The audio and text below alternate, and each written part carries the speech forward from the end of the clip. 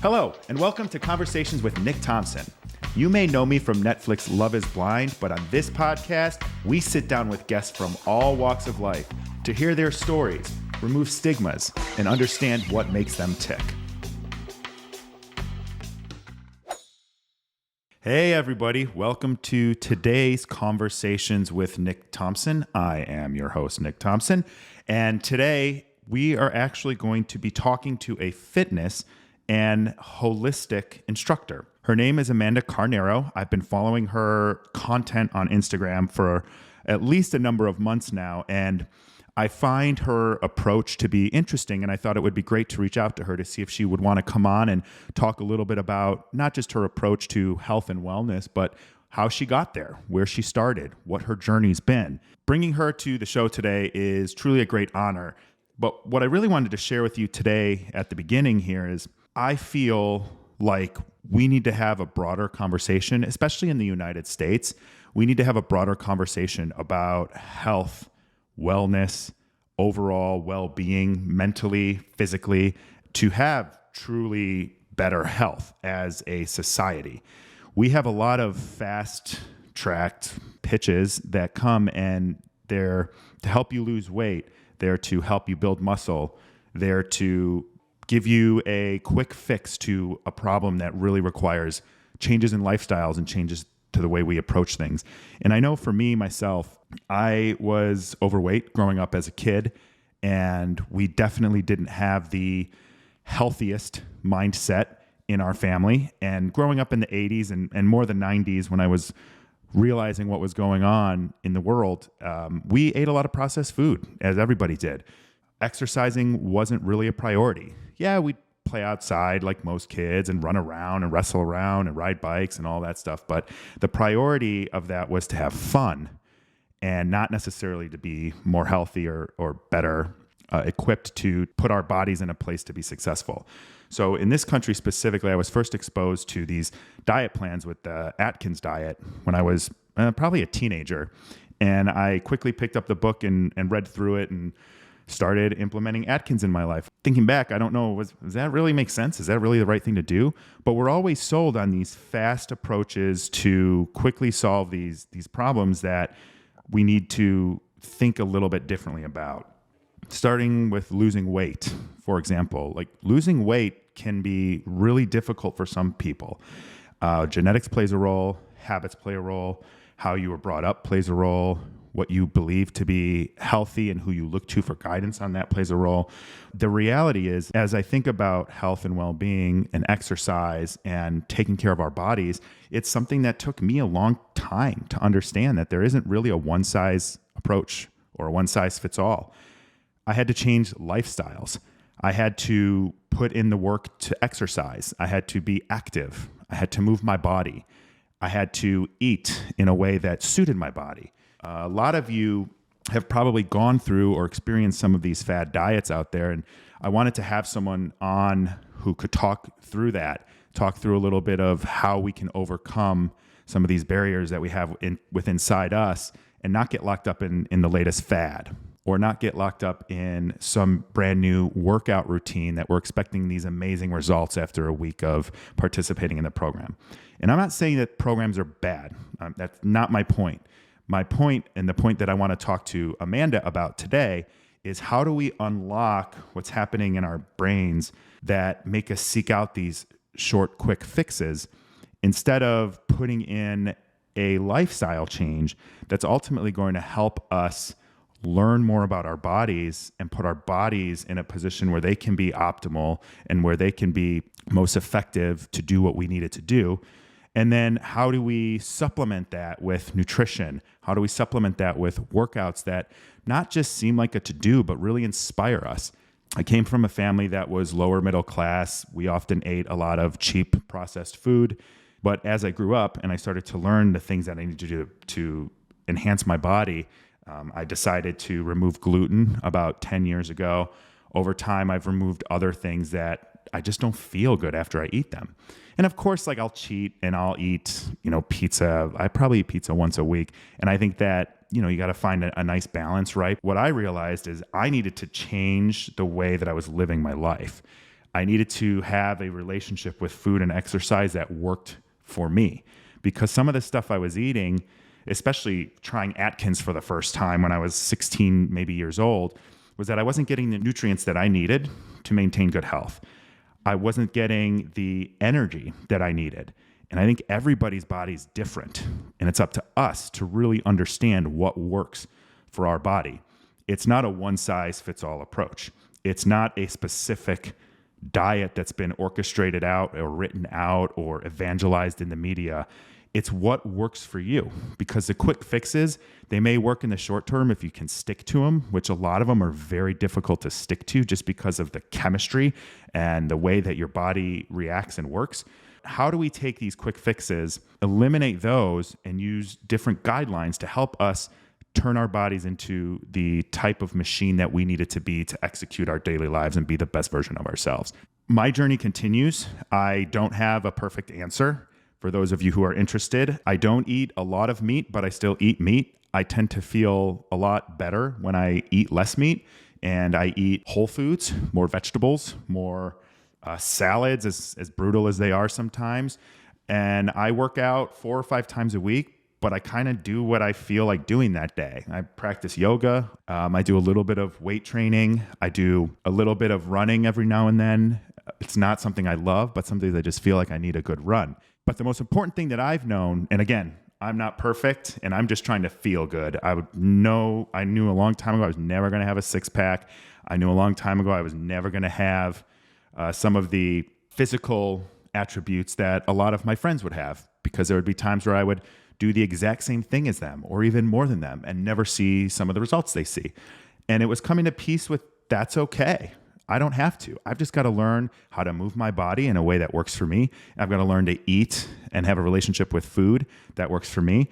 And I have to change my mindset away from quick fixes and this idealized version of what I should look like or what I should or shouldn't eat, and just listen to my body. Do what works for me. Understand that results may vary. So that being said, as I followed Amanda, I realized that she has an amazing journey as an individual. And then additionally, she has a very similar approach to her fitness instruction and her holistic health coaching, and really works to focus on how the gut plays a role. If you want to be skinny, you have a totally different approach than if you want to change the contour of your body. And changing the contour of your body was the first post that I saw a few weeks back, when I realized I think she's onto something, and she's able to have a very honest conversation about how to change the way that we eat and change the way that we work out, and really understand that it's not the same for everyone and that we should all have goals that are achievable. She has the ability to separate some of these things and make it more digestible while also keeping it real. So I'm excited to have her on today. I enjoy her content. She's real about what it takes to change your body. She has a multifaceted approach. She's created a lot of content and even courses around how to change the way that you eat, change your relationship with food, change the way that you work out, and change your relationship with working out. So if we can sit back, enjoy this conversation, and we're going to learn a whole lot today about Amanda and where she's from and how she views the world, and learn a little bit about what it takes in her eyes to help change the way that you think and change your lifestyle. So let's get to it. Our guest today is Amanda Carneiro. She is a certified professional trainer, a functional nutritional therapy practitioner, creator of the Fat Loss 101 and Gut Health 101 courses, author of multiple recipe books and health guides, and she dedicates herself to helping clients globally achieve the bodies that they desire. Amanda, welcome. Thank you for joining me today. Thank you for having me. I'm excited to be here. Yeah, me too. So I usually like to start this off with a couple small talk questions of the day before we get into some of the deep stuff. So if you're good with that, I've got a couple fun ones to sort of break the ice and show our audience a little bit about you. Let's go. So we'll start with this one, easy one. Who was your first celebrity crush? Oh, God. Eminem. Do you prefer morning or evenings? Mornings. I love mornings. I love like watching the sunrise, sitting down, my coffee, reading my book. It's like my favorite time of the day. That's awesome. What time do you get up? So that's a good question because I think it changes so often. Like lately, I've been getting up here, as I'm in France right now. I've been getting up at like 8 a.m., which is so late for me. Late? Oh So my gosh. late. The sun is like already up, but it's so hard to go to sleep at a decent hour because the sun doesn't set here till like almost 10 p.m. Like if I start my day late, it's just like, it's a wrap. Like by 5 p.m., I'm like done. Like I just can't, I just don't want to do anything productive. Wow. I mean, I kind of wish I was like that, but. I think you can train yourself to be like that. So I think funnily so. enough, I was listening to a podcast where they were talking about that, like how you have to get yourself up 2 hours earlier than you feel like it so you can train yourself to do the day. And I'm like, but why would I mess up my body's rhythm to do that? But is it your body's rhythm, or is it a natural rhythm, or is it an unnatural rhythm due to like your modern environment? Or is it my natural rhythm and society is telling me I need to get up early? Well, I would actually argue with like if you were sleeping without any lights, like if you don't have any lights, no electricity, what time would you naturally go to sleep and what time would you wake up? And I think we would naturally wake up with the sun. I do agree with that, actually. And now that you put it that way, if we didn't have blue light, TV, iPads, phones, I probably wouldn't be up so late. Exactly. And I also use that later time to recharge because I'm introverted and I feel like that's my time where I don't have to talk to people. So I wonder if you're right, and it is something that like I've made for myself. Well, you can basically like experiment and do it like little tests on yourself by blocking all the blue light. Like once the sun sets, like I never use lights in my house. So once the sun sets, like it's over. So I will use like a red light, which I have with me, but I won't use any overhead lights or blue lights. And I will use my computer, like because I do run a business, so like I am on my computer, but I will put my computer and my phone on completely red. So the screen is red, so it blocks all of the blue light. And is that a setting in computers? So there's this app that I use. It's called, I think it's called Iris. Yeah, Iris. So you can actually set it so that it's, you can set it to sleep mode. So once the sun sets, that's what I'll do. So I will have it all red, and then my phone will be on red too. And you will start to find that you get sleepy, like within a few hours of the sun going down. Iris. And then there's a hack that I have on my phone as well. I can't really even walk you through it. It's like, there's a link to it. I think I have it somewhere on my Instagram or on my blog, but you can actually go onto your phone and create like a little shortcut to make your phone completely red as well.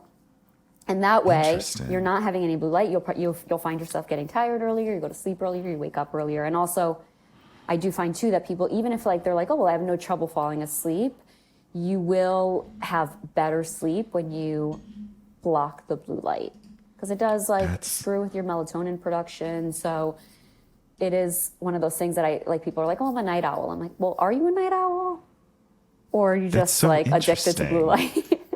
I feel like you blew up my whole world. I really Well, do. try it and get back to me and let me know how it goes.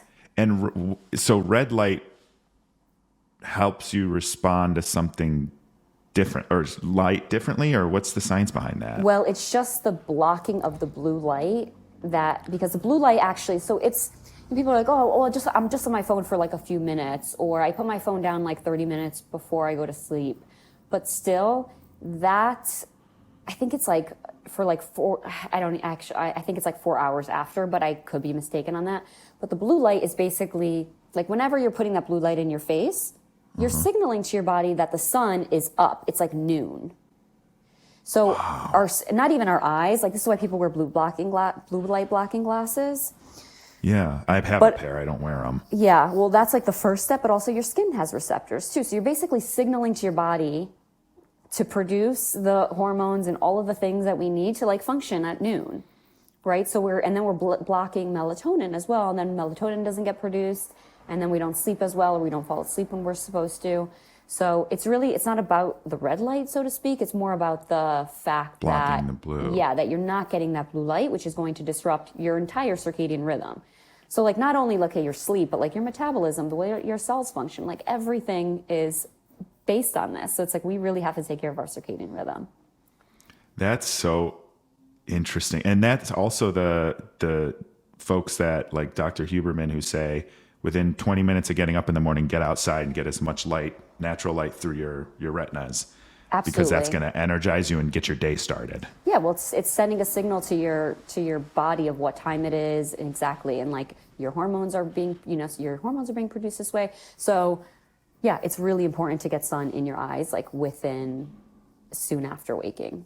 Absolutely, and definitely before you're using any kind of screen or putting on a light or anything like that. That's good to know. So one of the things that I started doing probably like 3 years ago, I had a job that was, the company was based in Sweden. So I would wake up and check my phone at 7 in the morning or whatever. And it would already be like emails, messages, all this stuff in it. So I just stopped looking at it until I was ready to walk the dog. Oh, it's amazing. And it's amazing. Like I own my mornings again because of that. So yeah, that's the thing. Little life hack, I guess. Well, for sure. And I like people who pick up their phone first thing in the morning and like start checking their messages. It's like immediate like stress to your system. Mm-hmm. And then you're just reacting all day rather than being like, what do I want out of my day? How do I want to be today? What are the things that I want out of my life? So that is like people who can't do that. I'm like, okay, great. Take your phone, make your cup of coffee, go outside, then check your phone once you're outside. At least sit outside for 5 minutes, 10 minutes and check your phone there. That's awesome. And man, what did we do before we had phones to check? Right. I don't even remember. It's crazy. We actually maybe were alone with our thoughts, checked in with our bodies, checked in with our brain, checked in with our emotions. We don't do any of that anymore. Yeah, that's so true. Do you think, do you exercise in the morning when you get up, or what's your thoughts on that? No. I think it is like I have mixed feelings on this because there's been studies that show like it's better in the mornings, some studies show it's better in the afternoon. I do find in the afternoon, and studies do show this, that you are stronger in the afternoon. So I mainly do strength training and lifting. So if I'm going to do that, it's in the afternoon. I also feel for me, since I'm more productive in the morning, I always find that like I will use my morning hours to do work and do things like that are more creative. And then my workout is more like a break. So then I'll go usually work out in the afternoon. And I do feel stronger that way. And then I also do find that it's, especially for women, fasted workouts are like a really big thing. And I don't think that they're the best thing for most people, especially if you're like stressed. Did you say fasted? Fasted. Yeah, where you work out fast and then you work out. Yeah. Right. People who get up in the morning, have coffee black, and then they go and do their HIIT training workout. That's just continuing to be stressful. And I really like to have at least a small meal before I go work out. So if I wake up and eat a meal, I do want to wait 2 hours before going to work out. So then it's already mid-morning by then. Right. So for me, it just works better. So I just think whatever works better for you, but I don't think fasted workouts are the way to go for most people. Is the theory behind that is that you're burning more calories or more fat or something, right? Because you haven't consumed calories to burn? Yeah. And I think there is some truth to that. But I would say another way to kind of get that benefit is to go take a walk in the morning. You can go take a fasted walk and just do something that's not so stressful on your body, but to go do a HIIT class or a Soul Cycle or a Barry's Boot Camp or I don't know what they have in Chicago, but all these kinds of... All of that. Yeah, all these workout classes that are so stressful, and I don't think that they're effective. So you're going to go do that and create more stress for your body and not even get the results that you're really looking for. I mean, that makes sense. That makes sense to me. All right, we're getting deep already. We didn't even get through the questions. Let me ask you two more little ice-breaking questions. Great. they kind of lean into it. What's your favorite cheat snack? Okay, so I don't believe in cheats. It's like saying, like, I don't think we can keep talking. Okay, well, here's the thing. I believe we should eat whatever we want to some degree. You have choice to do that. But, like, you're in a relationship, there's no, like, if you feel the need to cheat, there is an issue, right? So I think, like, your relationship with food, if you feel like you have to cheat on your diet, this is not a good, sustainable option for you. I feel like there are foods that maybe are more indulgent, but I don't really look at them as a cheat. I look at them, I have to look at all the values. So it's like, okay, is it going to give me like taste value and is it going to give me joy? But then what is it also going to give me, right? Like it also might make me feel like, I don't know if I could swear here, but I don't know, it can make... You can do whatever you want, yep. It might make me feel like shit, so I have to choose accordingly, right? Mm-hmm. So I would say, so long answer, short. I would say right now, because I'm in France, I would say a chocolate croissant. I love that. But it's not really a cheat. It's just like I'll have it sometimes if I really feel like I want it. When I was in France a couple of years ago, the thing that was so funny but like noticeable to me was people carry baguettes like in their back pocket and they just like pull them out, and it's just it's not a cheat to have a baguette. I saw a guy riding his bicycle the other day with like 4 baguettes in his hand, and I was like, this is so France, so French. You think it's a stereotype, and then you go and you're just like, holy cow, everybody's eating croissants and baguettes, and it's wild. It was like, that was like the most wild thing about France to me. And people here are pretty healthy, you know? Mm-hmm. Well, there's not all the processed stuff that you get here when you buy your loaf of Wonder Bread for 99 cents at the grocery store. Exactly. And and with the baguettes too, it's kind of interesting because I've been to a couple bakeries and I always ask questions, and I don't speak French, so it's been a bit challenging here. But I think sourdough is a really I don't really eat gluten, but I will eat sourdough. But baguettes actually... Now, is that like the natural, because I'm gluten-free, so is that like the natural ones that like people are making themselves that they started really doing over COVID? Yeah, exactly. Yeah. So if you ferment it for a long period of time, like I like to ferment my sourdough bread for 48 hours, you really are getting rid of a lot of the gluten. Like there's still some gluten in there, but it's really minimal. So I do pretty good with sourdough bread. So you do make it yourself? I do, yeah. You're going to have to share that recipe with me and everyone after, because I've been wanting to do it for a couple of years. I'm a little nervous about it because if I do have gluten, it's like a day I'm out of commission. Yeah, interesting. So that is kind of how I am, or how I used to be with gluten. But sourdough seems to be pretty good with me. If I overdo it, like I will start feeling not so good. So I do have to keep it in moderation. But I do have, on my Instagram, I do have a reel, I think, and also a highlight on how to make a sourdough starter. So you can actually make your own sourdough starter, because you do need a sourdough starter to make your bread. But anyway, the baguettes here in France are sourdough. Like I think all the baguettes are sourdough. So not all the bread is, but apparently the way they make their baguettes here is sourdough, I think, from what I understand. Okay. I could be completely wrong. Very good. I'm sure I'll get some. I like hunted down the only bakery that had like gluten-free croissants and everything. And I bought, I don't even remember how much, like $50 worth of baked goods from this place. And it's like so delicious. Were they good? They were good. So delicious. Yeah. Ooh. And here in Chicago, I have a lot of options, but a lot of times you go somewhere and it's like Udi's, which, not putting Udi's on blast, but it's like, it's not that good. Well, it's just, I guess I am putting them on blast. Yeah, it's very processed, and it's like it's the worst ingredients. Yeah. Yeah, and if you're avoiding gluten to be healthier, and then you're eating that, it's just like this. It's just as bad. And I don't even think it's organic. So you're getting glyphosate, which is even worse for your gut than gluten. But it's not even non-GMO. Yeah, exactly. Yeah. There's going to be a lot of Udi's hate. And there's like it's just like a million ingredients. I remember, like the last time I looked at that, I'm like, oh my God, this is like crazy. I don't even have time to like read through all of them.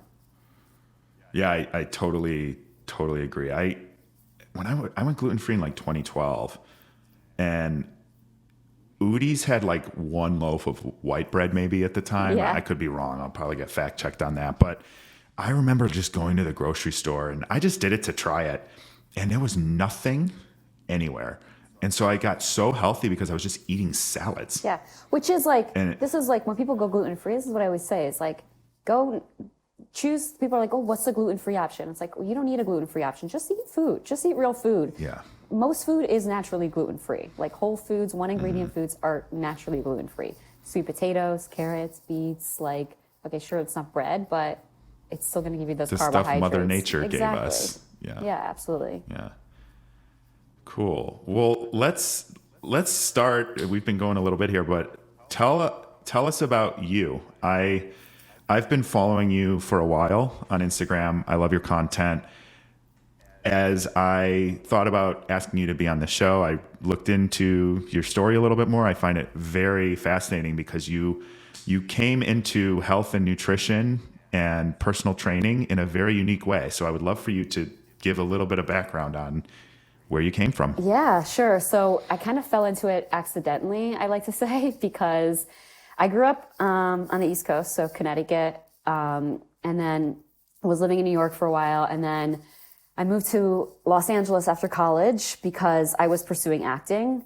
So I was like, film is where I want to be spending more of my time. So Los Angeles is the next place to go. And so I moved there and was like doing waitressing jobs and all kinds of like odds and end jobs just to like make rent and support myself. And I met a girl who was like, you should become a personal trainer. And at that point, like I was working out sometimes. I was like a very casual exerciser and wasn't really eating, or I mean, maybe I was eating like trying to be quote unquote healthy by like doing maybe gluten-free bread or things like that.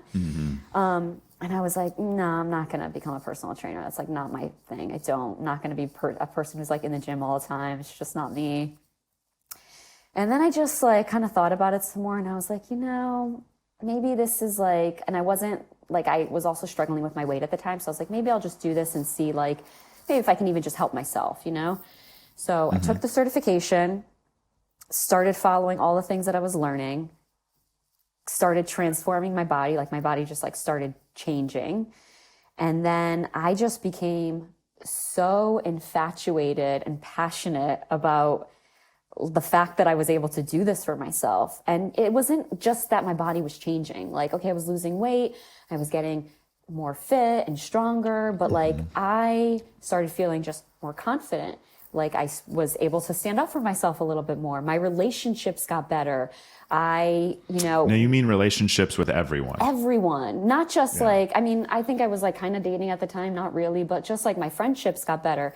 My relationship with my family got better just because I felt better in my body. I think like people who are on an emotional, and some people will say the opposite, but I really think like if you don't have physical health, it is so hard for you to have good emotional health and to really be able to work through your shit and your emotional issues.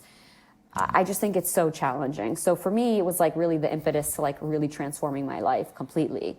So then I was like, okay, I want to help other people do this as well. So I started like training people in a park in Los Angeles, and then I just like from the ground, because were you just doing that for fun or for free, or were you? I wasn't doing it for donation free. Based? Like I was charging, but I was charging like a very small amount because I was just starting. Right. And then I eventually moved into a gym and started increasing my prices. But these are like this is like how I started my own business, and I would have never been able to do that had I not been physically healthy. Because I wouldn't have had the confidence to do that. Like I wouldn't have the energy to, be up at 4 or 5 in the morning to go train clients in a park, and I was doing that while I was also doing other jobs. Like I was working I think I was like doing assistant work and working in restaurants. Like I was doing a million jobs. And so, started doing that, and then just became really passionate also about nutrition. So just started reading everything, just coaching all my clients, everything I was learning. I just wanted to like pass it on to them. And and then I became certified in nutrition coaching and have since then gotten a bunch of different certifications and from there. But yeah, for me, it was like I saw what an impact it had on my life that I wanted to help everybody else have that same effect.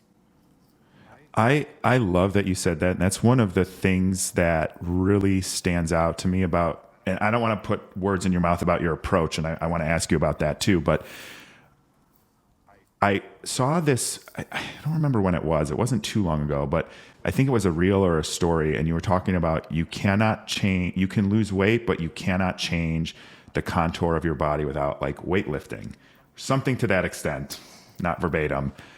And I remember thinking, and growing up, and I've got genetics that aren't favorable when it comes to some of these things. And Sure, so I would be same. working out 5, 6 days a week in the gym. I would be mimicking what my friends were doing, and they were like shredded or bulky or whatever they were going for. And I could never like get that.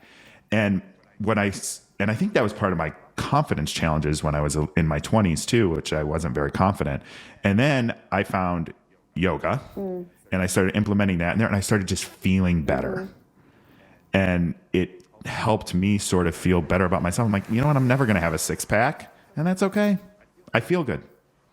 So I think there's a lot to that. So back to the beginning of that was the weights to contour your body. Like the way you talk about changing the shape of your body, I think is very unique. And I don't really see that type of message. Yeah, because I think so many women, especially, like, and back to the HIIT training and cardio training and just like trying to kill themselves in the gym. And I did that for so long and I didn't see any results. But yes, it's like people think they want to lose weight. And sure, maybe you do. But do you actually want to just be a smaller, like, do you just want a smaller version, to be a smaller version of yourself? I don't think so. Like, people actually, what you really want, and this is the point that I'm always trying to make, is like, you want to change the shape of your body. It doesn't matter what the scale says. And I get it, because you do want to see that scale moving depending on where you're at, and it is a goal. So I understand that. And you can look at the scale and you can try to get it to go down. But if that is your only measure and that is the only thing you're trying to do, you're going to be left with a very slow metabolism, and you're going to regain that weight back eventually. And if you don't, you're going to be basically starving yourself in order to maintain that weight, because what you want to do is you want to build muscle and lose fat at the same time. You want to change your body fat. This is why, like, I have a lot of my clients, and I tell people all the time, like, get your body fat tested if you want, or take measurements, or take photos. You can weigh yourself too, but like, you need to be doing all these other things to see that your body is changing. Because when I first started transforming my body, I don't think the weight really changed that much. But like, if you were to look at photos, you would start to see, like, okay, you are like looking tighter and like, and tighter in the places that you want to be, and you do start to have like definition. So people are like, okay, you can lose 20 pounds and have no definition, or you can maybe lose 5 pounds and have a ton of definition. And I think most people are gonna choose the latter, because they want to look, quote unquote, toned, which is not really a thing, but they want to look that way. They don't just want to look smaller. So I think weight training is really important for that, because that is the only way you're gonna be able to gain muscle and progressively gain muscle. And it does take time. It's not magic. It doesn't just like one time in the gym. And I think that's the trap people fall in, is they go and they do all this cardio for a week and they're like, oh, I dropped 5 pounds. Okay, well, what happens in a week or 2 weeks or 3 weeks? And it's very different when you're weight training, because you're not after that scale goal. I think that is another thing too, especially for women. And I've had clients come to me who are like, I don't really want to go work out in a gym. And I like try to talk them into it, and I try to meet them where they're at, but I'm like, let's just try, And then that's the one thing they're like, I'm so glad you talked me into it. Like, now I don't go to the gym to kill myself. I don't go to the gym to quote unquote burn calories, to burn anything off, to punish myself. I go to the gym to get strong. And it's such an empowering thing, especially for women, to go to the gym and be like, now I can squat 5 pounds more this week, or however more pounds, and it becomes like an empowering exercise where you can go in and you're like, I want to get stronger today and lift more, rather than punish myself for the things that I Right. ate or the things that I didn't do or what have you. Do you think there's a stigma in a sense, especially around women, where because society tells you you have to look like, a certain way, more so I would say than men. Do you think that feeds the I need to lose weight instead of I want to transform my body? Or what impact do you think that has? Yeah, I think so. I do think so. And I also think it's just like the media. And I think it is starting to change because I think people are starting to catch on to, and maybe it's just the circle I'm in. So maybe I forget what the rest of the world is being fed. But I do think a lot of the media is like, move more, eat less, move more. And that's the only thing you need to do in order to get the body that you want. But if you look at like the bodies that you want, like you have to look at what they're doing. And a lot of these people aren't going to, or running like doing cardio every day. If you go into the gym and you look at the girls in the weight room versus the girls on the elliptical or the cardio machines, you're more likely going to be drawn to the bodies that are in the weight room. And of course, like everybody's body's different, but you do want to, like, people want that definition. And you don't really get that when you're just doing cardio. But I think it is mostly the media, but hopefully that's starting to change. Well, and I think too, and I hate the media, to be clear. I don't think they do anything well at all, agree. ever. And I think too that when you have a media that's telling you to look a certain way, do a certain thing, and then you have society in America, especially where you go out to dinner and you get a pound of pasta instead of, a reasonable portion. So it's like everything contradicts each other and there isn't any consistency, and that consistency should be your relationship with your body. Totally. Yeah, absolutely. And your relationship with yourself, that's the things like the media, like, you watch these, like, and I used to work at a gym where the morning show would always be on, and like one of the morning shows, like whatever, there's always some morning news shows, and you would watch them and then they'd be like talking about like a weight loss exercise or weight loss workout, and then like the next commercial would be for like Olive Garden and like endless never-ending possible. Exactly. And like never-ending breadsticks, and you're just like it's so hard for the average person to really know what to consume and how to work out and what to do. This is why like I'm so passionate about this, because I just want to like spread the word that you don't have to starve yourself, and you don't have to, kill yourself in the gym, and you can enjoy food and treat yourself well and nourish yourself and still have the body that you want. And I think that's another great thing that I read about your clients on your website is they do talk about body transformation, eating the things that they want to eat, just doing it all within reason and what works for them. But how do you break that mindset with clients that you get? And I don't know, you have your own business. I don't know if you want to mention that real quick. But you have your own business and you are helping people get healthy, right? And reform their bodies and build their relationship. How do you counteract keto, the latest fad diet? Do this workout for 3 minutes and you'll lose 5 pounds in a month. All these quick fixes coming your way, these new fads coming your way, these new fad workouts coming your way. How do you close the eyes of your clients to be like, don't listen to the noise? Well, I think when clients come to me, and I don't see so many clients anymore, I only see a couple of clients now for the year, but when clients come to me, I think they kind of know what I'm about, and I think that they're also tired of trying all of the things and nothing working. So when they come to me, they're like, okay, I'm ready to do this in a sustainable way, in a way that's going to work, and they put their trust in me. And this is like, I always talk to clients before they decide to work with me, and this is one of the things I always ask is like, okay, are you ready to actually trust me and to say like, okay, I'm going to do what you tell me to do? And usually the answer is yes, because they're so just done with trying everything else. And I think like part of it too is like I help clients understand why they're doing what they're doing. So I think I think it's like, okay, yes, I want you to trust me and to do what I'm going to tell you, but you also have to understand why I'm telling you to do this. Otherwise, you're just blindly trusting, and I don't want you to do that either. Not only that, but then it's like, okay, I'm going to tell you why, we're going to try it, and then we're going to check in.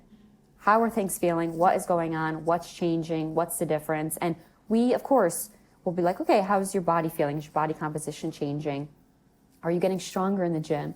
How is your sleep? How's your digestion feeling? How's your energy throughout the day? Are you getting tired throughout the day anymore, Or are you gassy and bloated anymore? It's like, no, actually, I feel really energized now. I'm sleeping amazing. I wake up feeling refreshed. I don't wake up feeling tired anymore. I'm not bloated anymore. And then they're like, okay, great. This is like, it feels good. And then all of a sudden, then their body's changing and they're like, oh, okay. So I can and I'm not starving and I feel really good and I'm liking what I'm eating. I'm not eating salads and steamed vegetables and chicken all day, right? It's like I'm eating a steak and some sweet potatoes and I'm feeling amazing. And also my body's changing now and I'm getting stronger in the gym. Right. So it's all of these things that it's a multifaceted approach. So even when people maybe don't fully trust the process, they will start to, because they will start to, and I think that's my job as a practitioner, is to connect the dots for them, right? To say we're doing this, and so do you see how now you're feeling this because we're doing this, and before you were doing this, and this is why you were not feeling so good, right? And so then they are able to be like, oh, okay, yeah, okay, and they continue to do that, and now that person is now able to make decisions on their own rather than following a meal plan, which I don't do, or just following what everybody else is telling them to do. And now they're like, well, no, because I know that I did that and that didn't feel good, and I know when I do this, I feel amazing, and my body composition starts to change. So I'm going to block out that noise and just stay on my path here. No, I love that. That's really cool that you can help people with that, because it is wild. I remember Atkins, and I was seeing all of my parents' friends on Atkins. I was 17 or something. They're all losing all this weight, and then so many of them gained it all back, and it was just this note to me. I'm like, okay, these fads are going to happen, and tune out the noise. And I feel with the media again, and now it's even podcasts, it's YouTube shows, it's all this stuff, and people just aren't listening to their body and paying attention to their 100%. body. And listen, all of these diets have a place. And, I will use certain dietary interventions for certain clients. They do all have a place, and they do all work to some degree. But the problem is it sustainable for you? And are you going to be able to continue to do it? Right? The keto diet does work. A paleo diet does work to some degree.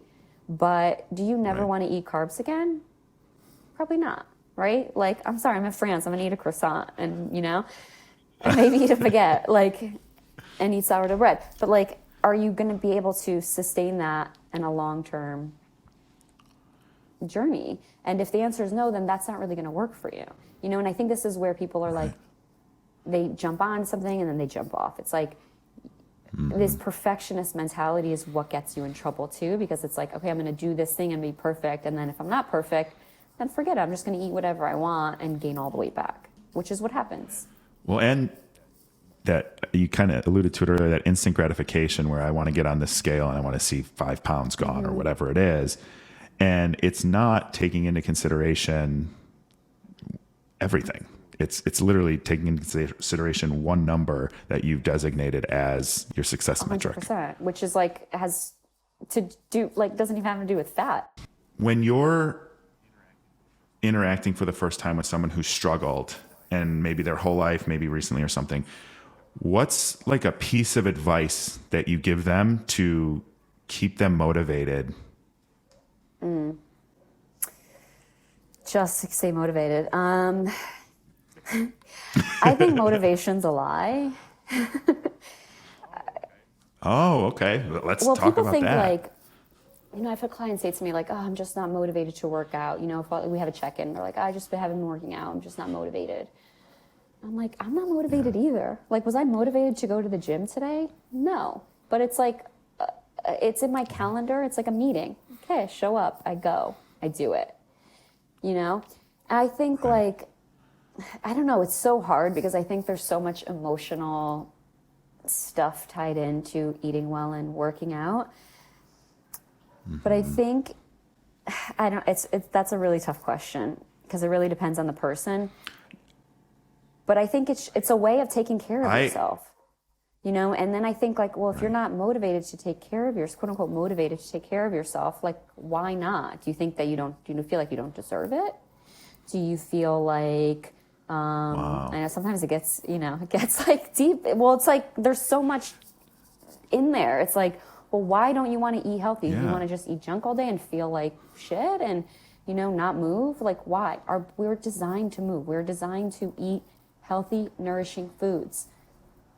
If you don't want to do that, why not? And I get it's hard. In this modern world, there's like food all around us. There's temptations everywhere.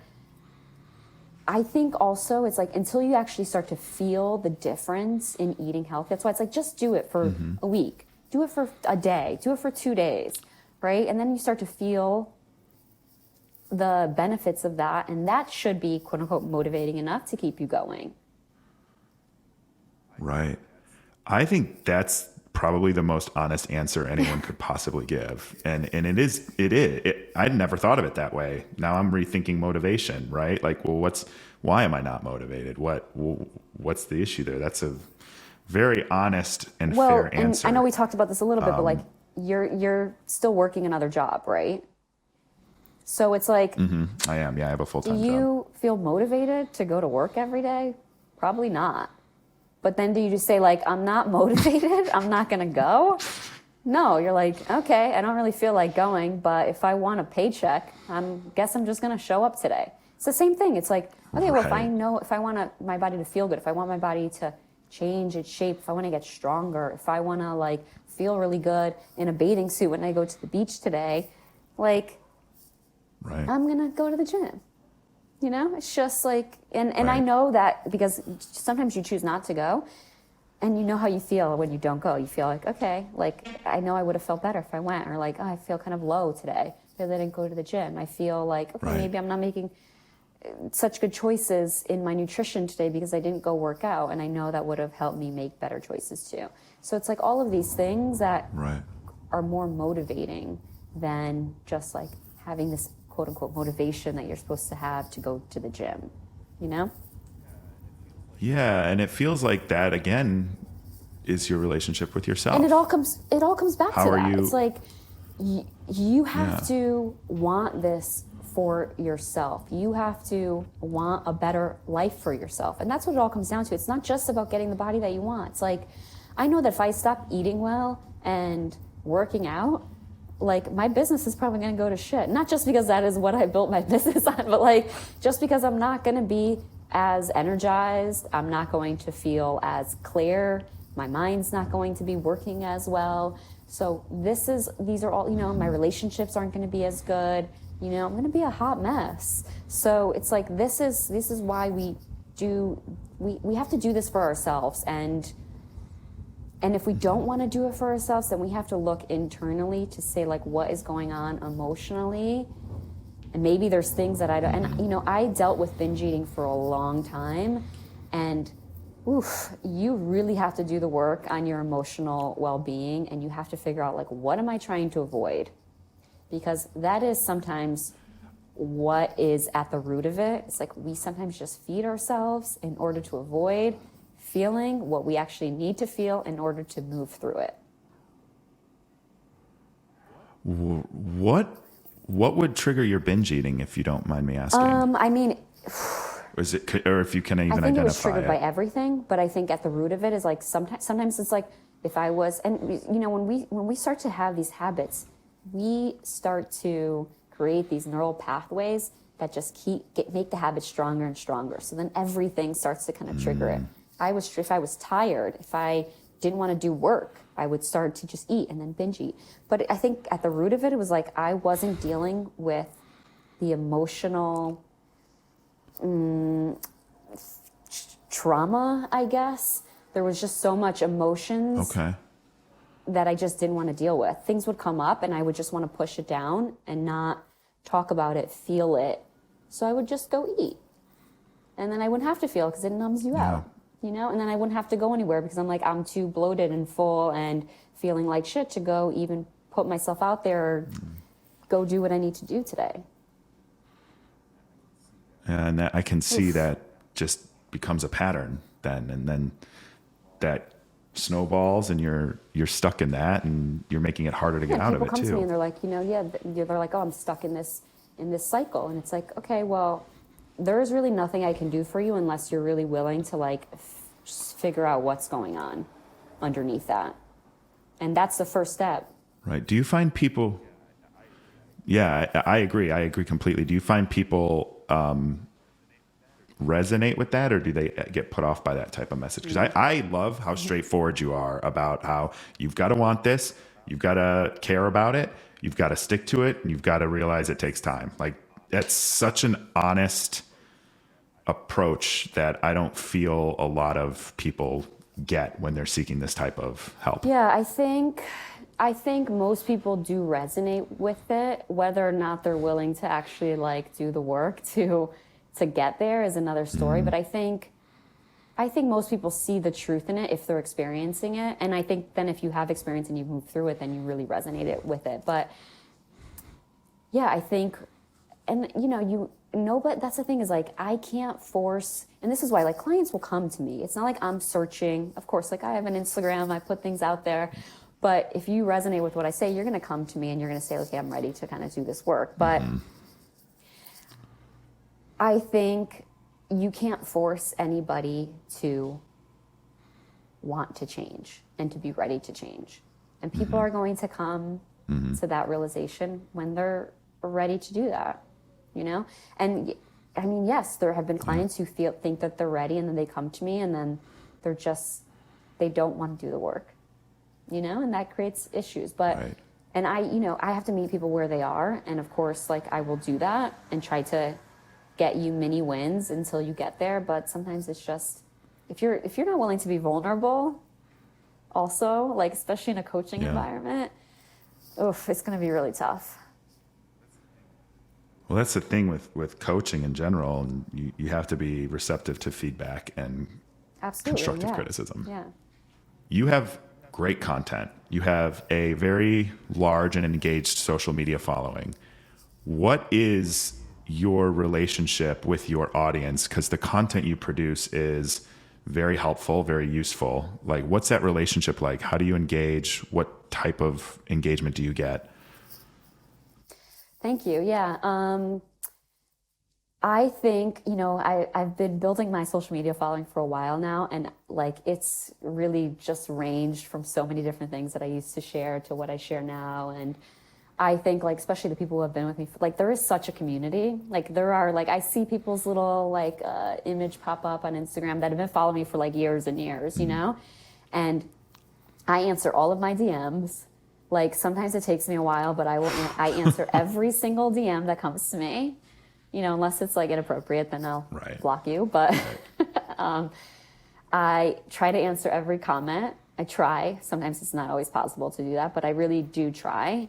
And I really try to create conversation. I try to be a real person. I think it's really important, like as a business, and it is me as my business, that I create, and not only like for the consumer, but for me too. Like, I don't think it would be as fulfilling to me if I like didn't get to talk to people on the DMs, It's like amazing, especially I've been traveling for 2 years now. I've met so many different people, like also from Instagram. Like I was in London last week and I was like, who's in London? And like I just met and like had coffee and walks with people who like are like, hey, I'm here. Like, would you like, let's go hang out? I'm like, that's amazing. So cool. Yeah, and it's so good. It's like it's just, and it goes both ways. Like I'm able to share information with people, and people are also able to share information with me. Like some guy just sent me, I think it was a guy. I don't know if it's a guy or a girl.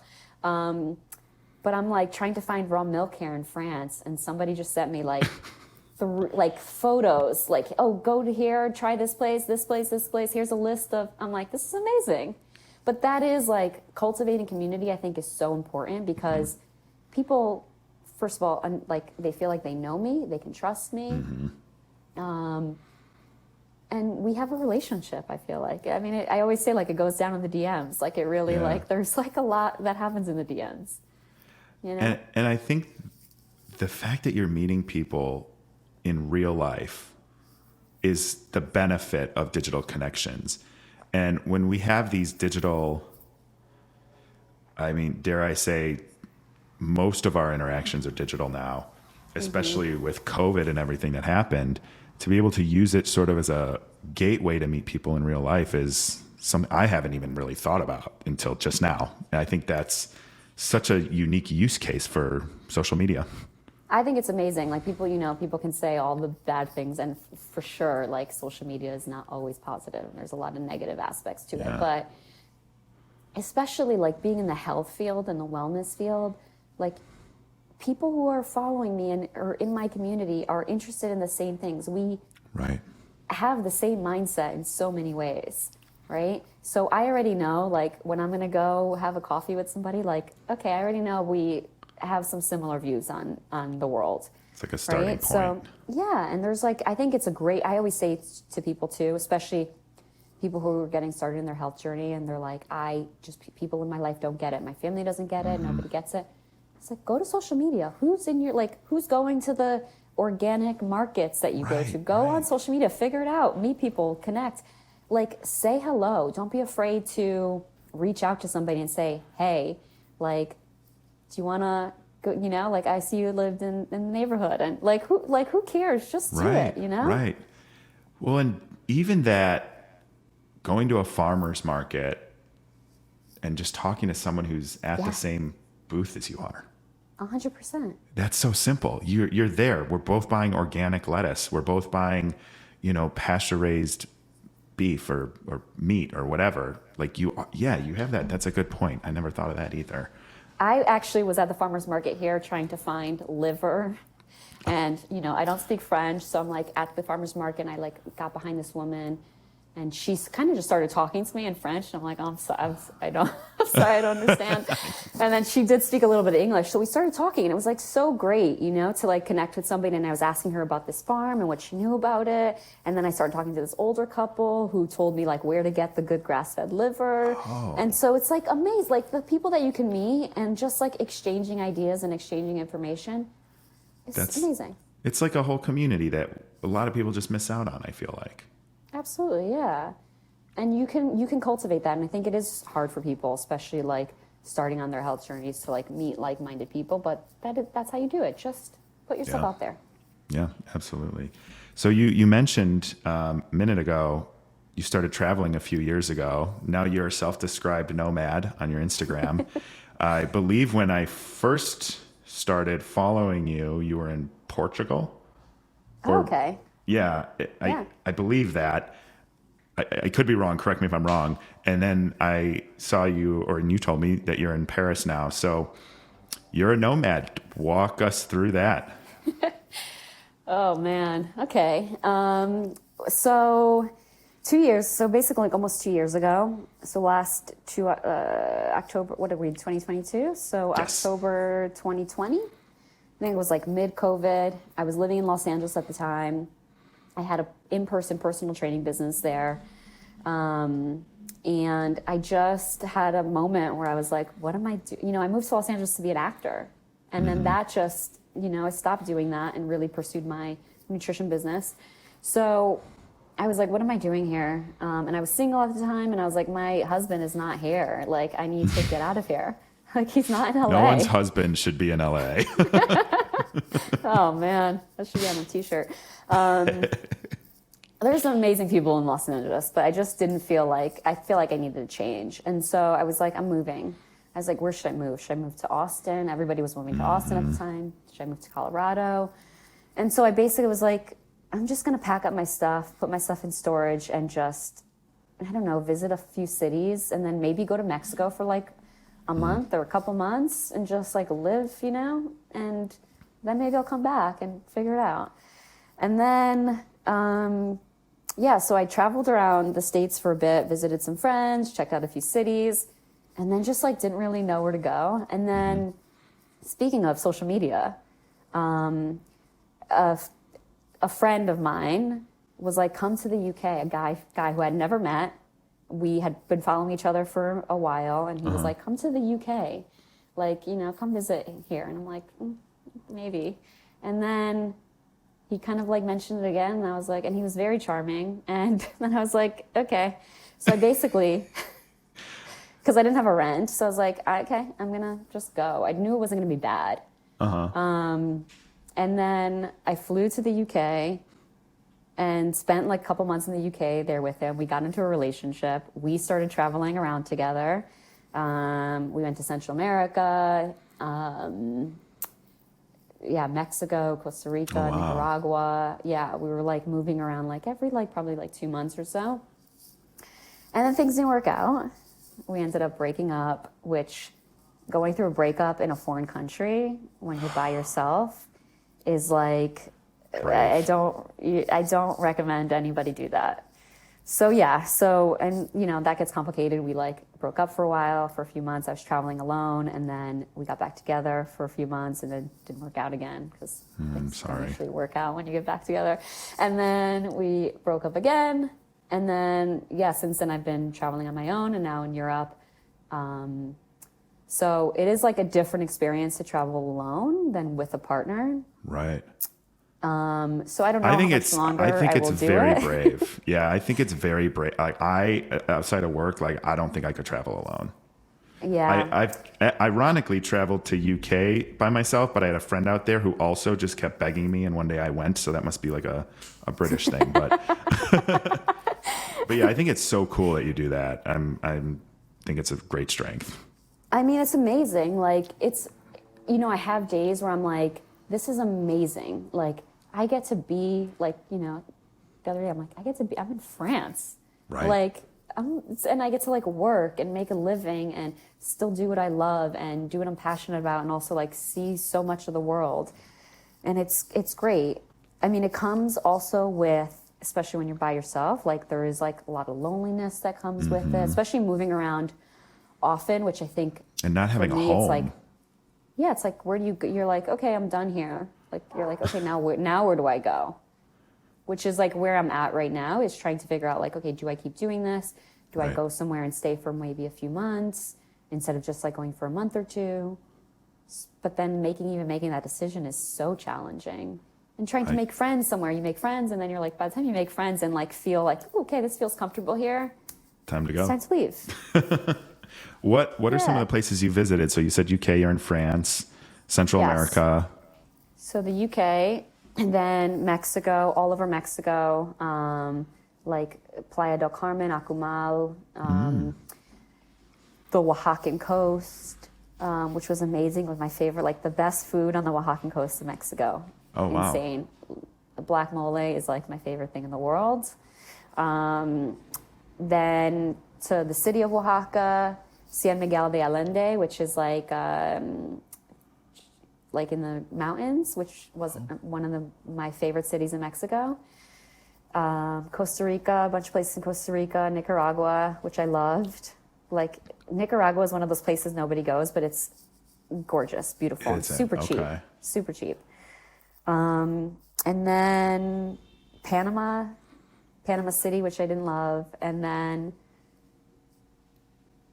where else? Yeah, and then back to Mexico for a while, and then Portugal, and then was in the UK for like a couple weeks recently, and then now I'm in France, and who knows where I'll go next. My visa's ending here in Europe, so I have to get out of the Schengen Union. Yeah. I was going to ask you about that. Like getting a visa and keeping a visa. I know it's not easy. Well, you get 90 days as a U.S. citizen here in Europe, but only in a 180-day period, which I didn't realize. So I thought you could just hop to Croatia for a month and then or hop to the UK and then come back. It doesn't work like that. So we'll see how that goes. Any advice on traveling alone? Because you said, you get lonely, you don't meet people. Is there like a piece of advice you'd give to someone who's considering it, like myself?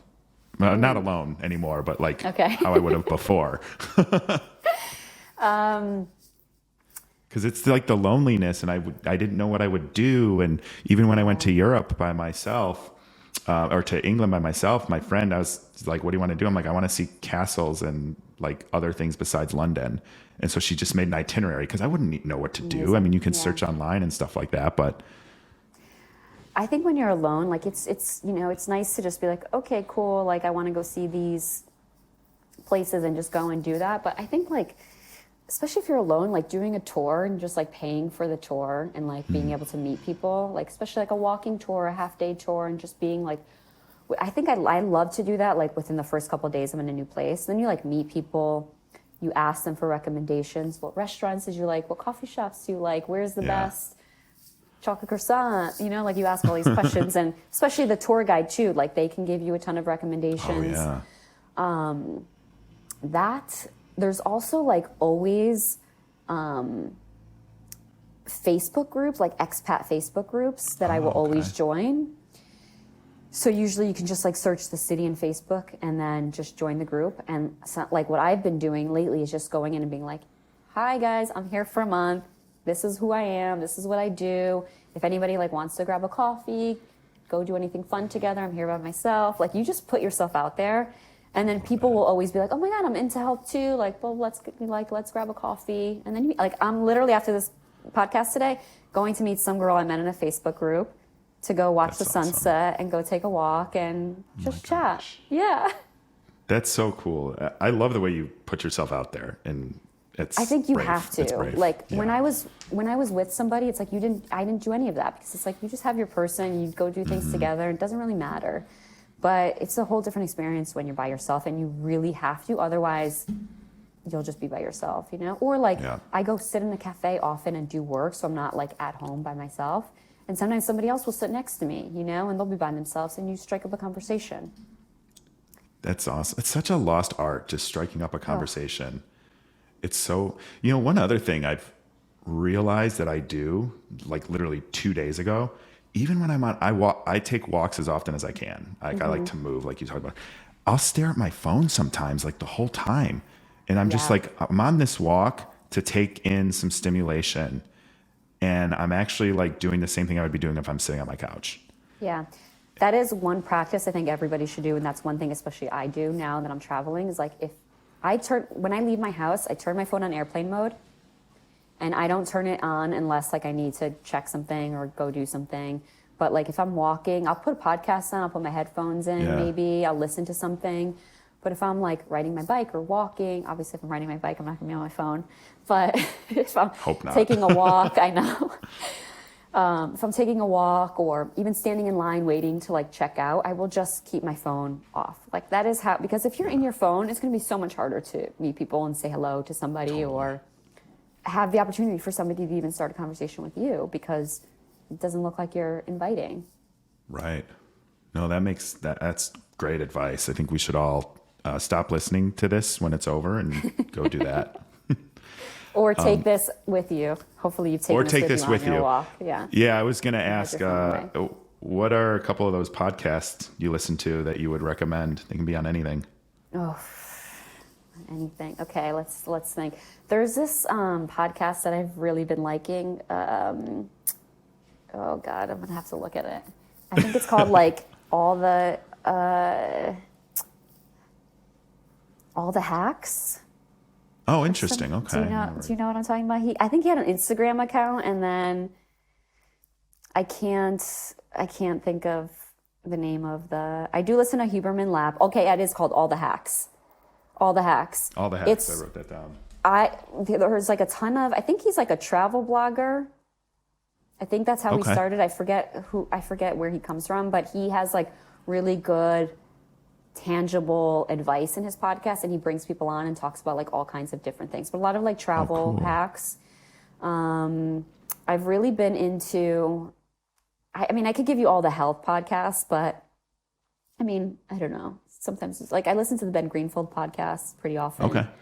Huberman Lab, I like. I love Huberman Lab. I've been really listening to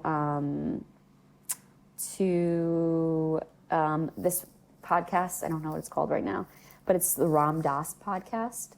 It's like a more spiritual podcast. I'll add up to. And his son does it. So he's no longer alive, but his son does it. And it's like just really, it's like spirituality, but with some humor. Okay. And I like to listen to them in the morning sometimes to really just get my mindset right for the day. So you would consider nice. yourself spiritual then, I'm guessing. I would consider myself spiritual, but I don't always, I would say I go in and out of like meditation or breath work or Okay. practicing. But I've been just trying to dive head first into feeling all my feelings lately and just going through the breakup and everything. So Yeah. I've just been really trying to be in the right headspace. And I love that you said feel your feelings, because first of all, that ties into everything you've said, right? Like listen to yourself, have a relationship with your body.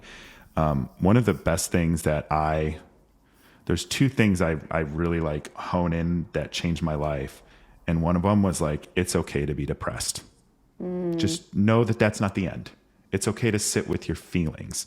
If you're sad that day, let yourself be sad and build a plan to not be sad. yeah. And I just think that, you saying, sitting with it or letting yourself, it's a good skill to develop so you can feel your feelings and figure out how to overcome them. Yeah, I think, and I'm in therapy and been going to therapy for a long time now. But Me too.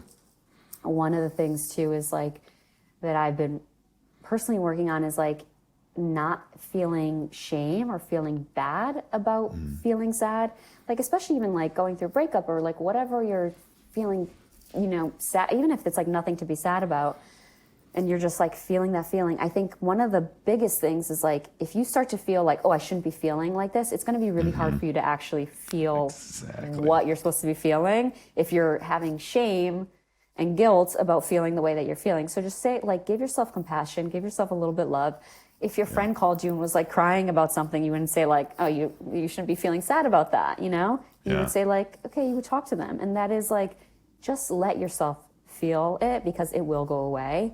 Yeah. And even if you feel like you have days where you're just like, I'm never going to stop crying, you will. Like somebody said to me, like, you'll get tired of it eventually, like you will. And when you do, like, then that's the time you'll stop feeling sad. And until then, like, just let yourself be sad. Of course, like do things to help yourself, work out, eat healthy, journal, write, like do all of the things. Move. I love when you said that earlier. That's something I always say. I'm like, you gotta move. Have a dance party. Like just let those feelings, like you need to like dissipate those feelings. So I think that's like one of the biggest things too, is like just making sure you are doing all the things to take care of yourself, but also don't feel bad about the way that you feel. Let yourself feel it because you will move through it.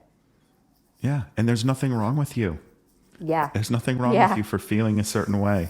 You're human.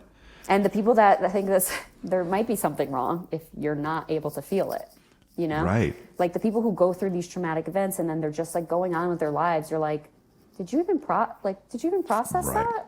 Because that's going to come back to you in some way, and it's going to continue to rear its head and show those up. traumas grow, and then like you said. And then it blows up in your face, right? So it's like deal with it now so that you don't have to deal with it later in a worse way. Yeah, I love that. Before I give you the floor to ask me anything you have, okay. I would love for you to share so I think this is funny because you have this whole social media presence with health and fitness, and you've gotten pretty personal today too, which I really appreciate that. I definitely love that you're able to share that, be honest. Is there anything about you that would surprise people? Or a fun hobby or something that is quirky? That's a tough one. I'm like a pretty open book, I think. Something that would surprise people. I think like I'm very emotional. Like I can cry. Like I'm surprised I didn't cry on this podcast, to be honest. It's because you were going to be an actress. Yes. No, but I feel things very deeply, and I'm very like, and as you said, like you're to the point. You say it how it is. It's like you're direct. It's like take it or leave it, and I am like that. But I'm like very soft on the inside. Like I'll cry about everything. Yeah. would you consider yourself an empath? For sure. Yeah, me too. Yeah, which is like great, but also not good all the time. It's hard.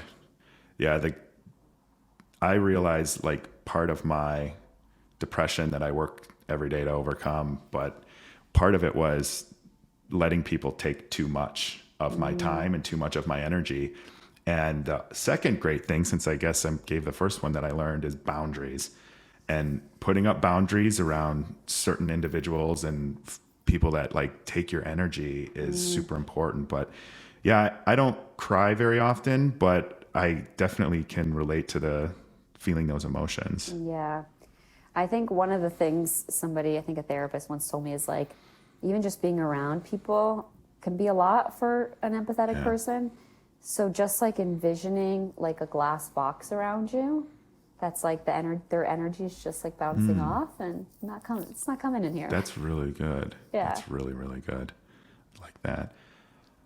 Cool. Thanks again for sharing. Is there anything you want to ask me? I love to give people an opportunity. It can be fun, serious, anything you want. Oh God. I'm an open book too. Well, I think we kind of started talking about this in the beginning, so I'm just curious about the show because I did. So we talked about this before, so I know it wasn't recorded, but I watched half of the show. But I want to so you guys did end up getting married. We did, yes. Okay, and you said that it was like kind of you basically didn't know there was a lot of drama with that, my question is, you don't have any regrets about being on the show, obviously. I can't have any. I can have regrets about some of the things that happened or some of the ways things happened. Okay. And it really disrupts your life for 2 months almost. So it is like the biggest disruptor, and you're just always in this state of like chaos. And I'm not good in chaos. I don't thrive in chaos. So I would say like that. I wish it happened differently, that I met Danielle sometimes, but also I don't know that we would have the connection we have if it didn't. Yeah. So that's the biggest non-answer you're going to get. Okay. But I have another question. What is your favorite dessert? Oh my goodness. I used to have such a sweet tooth, and it's kind of gone away in the last couple of years. I don't know why, but I used to love cheesecake, key lime pie, cake in general, frosting, cookies. Not a big ice cream fan. Never really been a big ice cream fan. But if I had to pick, it would be key lime cheesecake, the one from Eli's that I used to Key eat all lime the time. cheesecake. Wow, never even heard of such a thing. So good. Okay, It's interesting. amazing. Well, I have a recipe book. It's called Protein Bakes. It's a healthy dessert recipe book, and I have a huge sweet tooth, which is why I created the book. It's like healthier, higher protein dessert recipes. I don't have a key lime pie recipe. Brownies, right? You like brownies too, don't you? There's brownies in the book. There's cookies. There is a cheesecake, but not a key lime cheesecake. And I feel like now I need to make that. You should give it a shot. I have a recipe? I might have a recipe somewhere. I'll share with you. There used to be, well, I think it still is. There's a place called Cafe Gratitude in LA. It's like a raw vegan, which I'm not at all. I'm like very animal based. But they had a raw vegan key lime pie that was like the most delicious key lime pie I've ever had. There's a place, I think it's actually called Raw, in Chicago that has lemon squares that are plant-based, high in protein, like coconut crust. Delicious. Yum. Now I'm hungry. You can, I think the takeaway is you can eat the food you want and do it a little bit healthier and a little less processed. 100%. I pretty much eat dessert every day, almost. Oh, awesome. Good for you. I need to get back into that. I shouldn't Well, say you don't I have should to. get You don't back have into to. it. You don't Now have we're to get talking back about it, into I'm like, eating sweets. Those lemon squares, key lime pie cheesecake. It's cool. Is there anything else or anything that you want to ask? I'm curious about your morning routine. I know we talked about this a little. Did we talk about this? Yeah, we did a little. Morning routine and your breakfast. Oh, I feel like you might not like this. I don't eat breakfast, but the reason is because I feel better when I don't. And I tried for years and years. And even when I was a kid and like you were forced to eat breakfast before school, I would always feel sluggish. So when I stopped eating it, as I got, I think probably in high school, I realized, oh, I'm like a little bit sharper when I don't eat breakfast. So I don't eat breakfast really ever. Sometimes on like a Saturday or Sunday if it's like at a diner. But I don't really eat breakfast. I drink coffee black and try to do a protein green smoothie for lunch, a little after lunch. And that's that. But the rest of my morning routine, him and haw for about an hour about getting out of bed and playing with the dog. And then I don't look at my phone until I'm ready to like start my day. That's good. And so I'll go and I'll do like my morning, my teeth, shower, stuff like that. Then I'll get ready to take the dog out. And that's usually when I'll look at my phone for the first time. And then it's work, 8:30. Right. Yeah, I think there's nothing wrong with not eating breakfast. Just depends on your health. I think if you have bad health, it's probably not the best thing to do.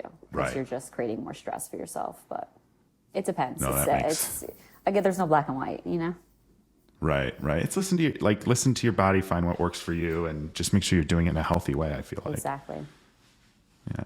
Cool. Well, thanks again. This was awesome. And again, your transparency and authenticity has been amazing. And you really let us into the person behind the health coach and the Instagram content personal trainer. So anything you want to plug, and we'll put those links in the description as well. Yeah, so you can find me on Instagram. It's at Raw Fitness and Nutrition. You like raw food, but not. So at Raw Fitness and Nutrition. You can find a link to my website there, which is rawfitnessandnutrition.com too, which is where I have all of my courses. I have a ton of free guides that people can download. I have some like recipes, fat loss hacks and tweaks, and fat loss mistakes you might be making you can download for free. And then I also have 2 courses that I sell. It's a Fat Loss 101 course and a Gut Health 101 course. So pretty self-explanatory, but if you want to lose fat in a sustainable way without restriction and really learn like step-by-step how to do that, and even if you're not even trying to lose fat and just want to get healthy, it's like a great course to just get started. So I would start with that, and then Gut Health 101 if you have like any like hormonal issues, skin issues, gut issues, like chronic bloating, constipation, all of those things, like that is the course for that. And then I also have, as I said, Protein Bakes. It's a high protein dessert recipe book that's insanely delicious. And it'll, especially if you have a sweet tooth and you struggle with that in your fat loss goals, that is the book to get, because you can still have your treats and still get to your goal. Awesome. Well, thanks again for joining us today and having an amazing conversation and sharing your insights and your passions. Thank you so much. This is so fun. Thank you for joining me on another episode of Conversations with Nick Thompson. If you enjoyed the show, be sure to follow us and leave a review on Apple Podcasts, Spotify, and YouTube. Links can be found in the description below, and we can't wait to see you next time.